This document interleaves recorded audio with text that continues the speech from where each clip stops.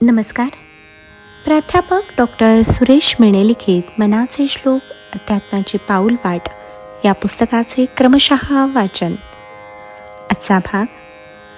मना अल्पसंकल्पतो हि नसावा, मना सत्यसंकल्पचित्ती वसावा, जनी जल्पविकल्पतो हि तजावा, रमाकांत एकांत काळी भजावा.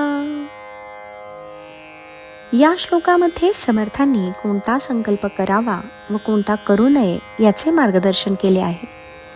समर्थ म्हणतात की अल्पसंकल्प करू नये, म्हणजेच जो चिरकाळ टिकणारा नाही, जो नाशवंत आहे, अशा गोष्टींच्या आहारी जाऊ नये, यात आपला वेळ घालवू नये. यासाठी त्यांनी अल्पसंकल्प असा शब्द वापरला आहे. ज्या योगे आयुष्याचे कल्याण होणार नाही, केवळ क्षणिक सुख लाभेल अशा गोष्टी करण्याचा काहीही उपयोग नाही. आपण आपला वेळ समजा TV पाहण्यात घालवला तर त्यामुळे आपले मनोरंजन होईल. कदाचित त्यामुळे आपल्याला आनंदही होईल, परंतु हा आनंद तेवढ्यापुरता असतो. त्याऐवजी जर आपण आपला वेळ अभ्यास करण्यात घालवला, ग्रंथांचे वाचन करण्यात घालवला, तर त्यायोगे होणारा लाभ हा चिरंतन स्वरूपाचा आहे.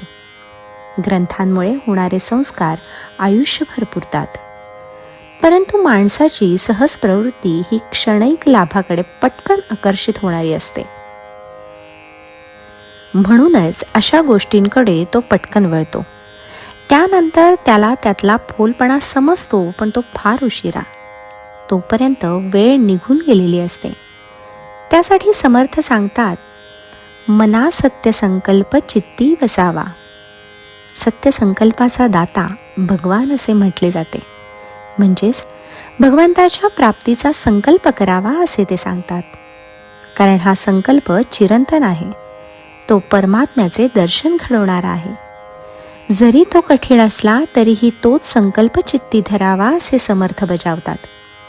त्यामुळेच आपले हित होईल यात शंकाच नाही. सत्य संकल्पाच्या आड येणारी गोष्ट म्हणजे मनामध्ये येणारा विकल्प किंवा संदेह.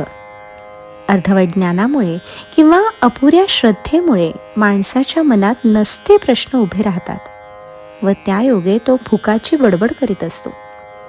याआधी समर्थांनी व्यर्थ बडबड करू नये असे सांगितले. तुटे वाद संवाद तोही तकारी असे सांगितले आहेच.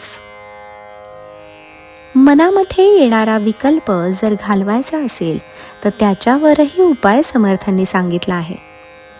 रमाकांत एकांत काळी भजावा. परमेश्वराला एकांतात भजावे असे सांगितले आहे.